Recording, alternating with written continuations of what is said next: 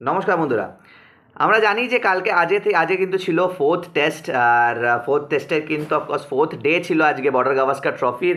আর আমরা এটা জানি বন্ধুরা যে কালকে কিন্তু ইন্ডিয়া একটা মিনি কোল্যাপস করে গেছিলো। কালকে কিন্তু ইন্ডিয়া ব্যাটিং পেয়েছিল, আর মিনি কোল্যাপস থেকে কিন্তু এই ওয়াশিংটন সুন্দর আর অফকোর্স নীতিশ কুমার রেড্ডি কিন্তু ইন্ডিয়াকে রেসপেক্টিভ টোটাল অব্দি নিয়ে যেতে হেল্প করেন with 125 run partnership between this two players.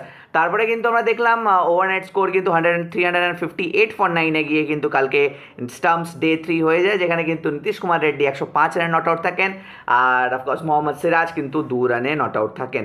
আজ কিন্তু ফোর্থ ডে কিন্তু নামেন এরা দুজনে ব্যাটার্স, আর রান বেশি এগোয় না বন্ধুরা। আর রানটা কিন্তু 369 অব্দি পৌঁছাতে পারে, আর নীতিশ কুমার রেড্ডি কিন্তু আউট হয়ে যান 114 রানে। অ্যান্ড অফকোর্স সিরাজ কিন্তু ভালো হেল্প করেন আর 4 রান করেন উনি। অ্যান্ড বলতে পারেন যে অফকোর্স রোহিত শর্মার চেয়ে বেশি রান করেছে মোহাম্মদ সিরাজ। তো দেখা যাক বন্ধুরা। আর এখানে কিন্তু 369 অল আউট হয়ে যাওয়ার পরে কিন্তু অস্ট্রেলিয়া লিড নিয়ে নেয় অফ 105 রানস। আমার মতে এই লিডটা কমানো আরও যেত।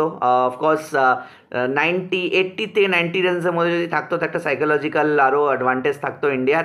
বাট রিপ্লাইতে কী হলো অস্ট্রেলিয়ার, চলো বন্ধুরা দেখা যাক। অফকোর্স ওপেনিংয়ে কিন্তু অফকোর্স স্যাম কনস্টাস আর উসমান খ্বাজা নেমেছিলেন। অ্যান্ড কনস্টাস তো নামে তো আলাদা আলাদাই খবর বেরাচ্ছিল। আজকে নতুন খবর ছিল নামার আগে যে স্যাম কনস্টাস নাকি বিরাট কোহলির বাবা। তো জানি না বন্ধুরা কে কার বাবা, বাট বুমরা কিন্তু কে বস সেটা কিন্তু দেখিয়ে দিল। স্যাম কনস্টাসকে কিন্তু বোল্ড করে দিল 8 রানে, আর খুব তাড়াতাড়ি চলে গেল। আজকে কিন্তু একদম খেলতেই পায়নি কনস্টাস, কেন কি অফকোর্স থার্ড ম্যান, আর পিছনের যদি প্লেয়ার দুই দিকে প্লেয়ারকে যদি পিছন পিছন রেখে দেওয়া হয় তাহলে র্যাম শটও খেলতে পারবে না এই প্লেয়ার। অ্যান্ড অফকোর্স আমরা কিন্তু আগের ইনিংসটাতেও আমরা সেম কথাই বলছিলাম যে দুজনকে ফিল্টার কেন পিছনে রেখে দিচ্ছে না। আজকে কিন্তু আমরা তাই দেখলাম, ফার্স্ট বলতে কিন্তু বুমরাকে আমরা দেখলাম যে একদম লেন্থ ওয়াইজ বলিং করলেন, অ্যান্ড অফকোর্স কোনো রুম দিলেন না ব্যাটসম্যানকে। অ্যান্ড আর ওনার খেলারও ক্ষমতা নেই, কেন কি দুদিকে প্লেয়ার্স রয়েছে, আর উনি জানেন যে আমি বুমরাকে ক্লিয়ার করতে পারবো না with that shot. And with that said Konstas কিন্তু হালকায় নিয়েছিল বুমরাকে, আর বুমরা কিন্তু আরামসে নিয়ে নিল কনস্টাসের। তারপরে কিন্তু উসমান খ্বাজাও খেলার চেষ্টা করেন, অ্যান্ড হি প্লেড ঠিকঠাক and score 21 runs. And of course আজকে কিন্তু সিরাজ উইকেট নিলেন উসমান খ্বাজার আর বোল্ড করলেন উসমান খ্বাজাকে। অ্যান্ড আমার মতে আজকে কিন্তু সিরাজ ইজ ব্যাক। আজকে কিন্তু সিরাজকে দেখে লেগেছে উইথ হিজ স্পেল, মানে হি ইজ ব্যাক। মানে এমন কিছু নিশ্চয়ই হয়েছে ড্রেসিং রুমে যে সেটার থেকে মোটিভেশন নিয়ে মোহাম্মদ সিরাজ কিন্তু এমনি পারফরমেন্স করেছেন। তো উসমান খ্বাজাকে অফকোর্স মোহাম্মদ সিরাজ আউট করেন। তারপরে কিন্তু আমরা দেখি যে উইকেটের একদম যে মানে ডেক অফ কার্ডসের মতন পড়তে থাকে। Smith, Marsh, Head, Carey, they all went cheaply. Mitchell Marsh 0 রানে আউট হয়ে যান, স্টিভেন স্মিথ 13 রানে আউট হন, ট্র্যাভিস হেড আবার 2 ইনিংসেই কিন্তু 0 আর 1 রান স্কোর করে কিন্তু আউট হয়ে যান। ক্যারিও কিন্তু কম রান করে 2 রান করে আউট হয়ে যান। অ্যান্ড অফকোর্স এখানে কিন্তু 4 জনের মধ্যে 3টে উইকেট বুমরা তোলেন, আর একটা উইকেট সিরাজ তোলেন স্টিভেন স্মিথের। অ্যান্ড অফকোর্স এটা কিন্তু খুব ভালো ব্যাপার যে এবার কিন্তু ট্র্যাভিস হেডকে আউট করার মানে টেকনিকও পাচ্ছে ইন্ডিয়ান টিম, অ্যান্ড ভয় পাচ্ছে না to bowl in front of him. এখানে তার মাঝখানে কিন্তু লাবু সেন কিন্তু আমরা জানি যে আগের টেস্ট ম্যাচ থেকে কিন্তু উনি 50-50 অড রান করেছিলেন। সো মানে there was talk in town that Labuschagne is back in form. But seriously এই টেস্ট ম্যাচে কিন্তু লাবু সেন দেখিয়ে দিল দ্যাট লাবু সেন কিন্তু ফর্মে এসে গেছেন। He scored a good knock with 70 run scored.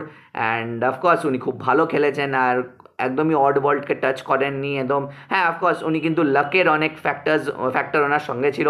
অনেকবার করে নিয়ে ওনার এজ বিট হয়েছেন, ক্যাচ ড্রপ হয়েছে। আজকে কিন্তু যশস্বী জয়সওয়াল তিনখানা ক্যাচ ড্রপ করেছে ক্রুশাল টাইমে। অ্যান্ড 46 রানে আমি যেটা বলবো লাবু সেনকে ক্যাচ ড্রপ করা হয়েছে, আর তখন থেকে কিন্তু লাবু সেন 70 রানস করে দিয়ে বেরিয়ে গেল। অ্যান্ড না হলে রানের মানে সমীকরণটা কোনো অন্যরকম হতো। এখানে কিন্তু অস্ট্রেলিয়ার আমরা মিনি কোল্যাপস দেখে নিই উইথ 91 ফর 6 উইকেট। 91 রানে কিন্তু 6 উইকেট পড়ে যায় Australia.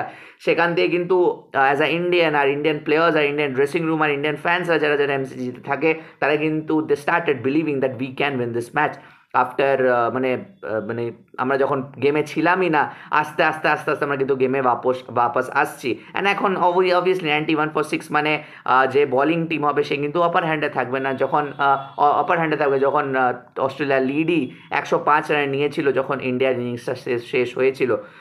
But and lower order had other plans. Of course lower order কিন্তু অস্ট্রেলিয়াকে সেভ করে নিয়েছে। প্যাট কামিন্স আর নেথান লাইন মিলে কিন্তু দুজনের রান 41 রানস মিলে কিন্তু 82 রানস কিন্তু এই লোয়ার অর্ডার্সরা দিয়েছে, মানে বলার্সরা দিয়েছে। বোল্যান্ডের 10 রান আছে, ইভেন লাস্টে কিন্তু বোল্যান্ড আর নেথান লাইনের 50 রানসের পার্টনারশিপ হয়, 9 উইকেট পড়ে গেছে বন্ধুরা। আর অফকোর্স বাট নিতে পারছে না উইকেট নেদারল্যান্ড আর বোল্যান্ডের। লাস্টে কিন্তু আমরা দেখলাম যে বোল্যান্ডের কিন্তু অফকোর্স লাস্টে কিন্তু উইকেট পড়ে গেছিলো, বাট বুমরা কিন্তু মানে ওভার স্টেপিং করে নেয় আর নোবল হয়ে যায়। আর তারপরে কিন্তু আরও দুটো চোয়া মার খান বুমরা। আর দিনটা কিন্তু শেষ হয় কিন্তু উইথ বুস্ট, অ্যান্ড দিনটা কিন্তু of course given to India with their fiery bowling effort both from Bumrah and Siraj. আজকে কিন্তু সিরাজ কোনো একটা বলারকে আমরা জানি যে সবসময় বুমরার উপরে কিন্তু প্রেশারটা পড়ে যায় যে বুমরাই খালি ভালো বোলিং করবে, আর তার সাথে যে সাপোর্টিং বলাররা আছে তারা কিন্তু ভালো বোলিং করছিল না, তার জন্যই কিন্তু ইন্ডিয়া ল্যাগ খেয়ে যাচ্ছিল। বাট আজকে কিন্তু totally Siraj helped Bumrah, and বুমরাকে হেল্প করে নিয়ে সিরাজ 3খানা উইকেট তুলেছে আজকে with his fiery spell. Absolutely মানে old Siraj is back type of bowling করেছেন আজকে সিরাজ। অ্যান্ড অফকোর্স জসপ্রীত বুমরা কিন্তু 4খানা উইকেট তুলেছেন। আর জাডেজা ক্রুশাল উইকেট, যখন পার্টনারশিপ একটা বানছিল প্যাট কামিন্সের, তখন কিন্তু প্যাট কামিন্সেরও একটা ক্রুশাল উইকেট নিয়ে কিন্তু এখন অস্ট্রেলিয়া স্কোর হয়েছে 228 ফর 9, ডিক্লেয়ার করেনি। 333 রানের লিড হয়েছে স্টাম্পস ডে 4-এর মাথায়।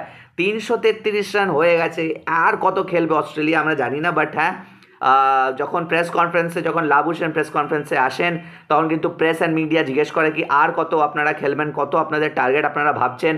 তো ওখানে লাবুশেন বলে দেন যে 333 ইজ নট দ্যাট এনাফ।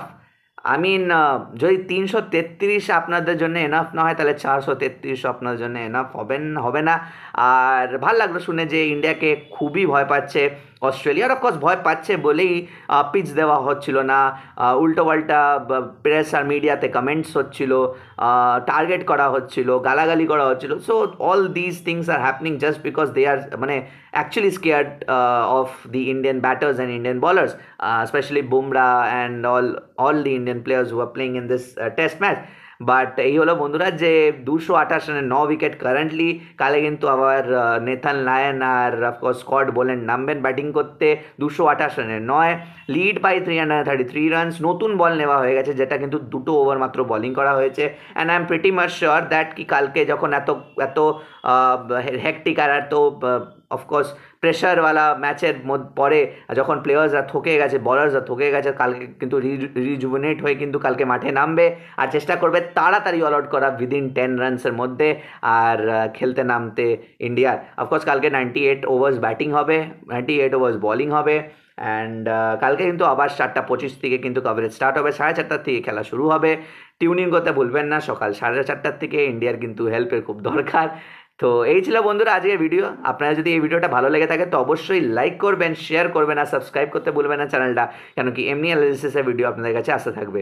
আজকের ভিডিওটা এই পর্যন্তই বন্ধুরা, দেখা হচ্ছে আবার অন্য কোনো ভিডিওতে। ততক্ষণের জন্য ভালো থাকবেন, সুস্থ থাকবেন, নমস্কার।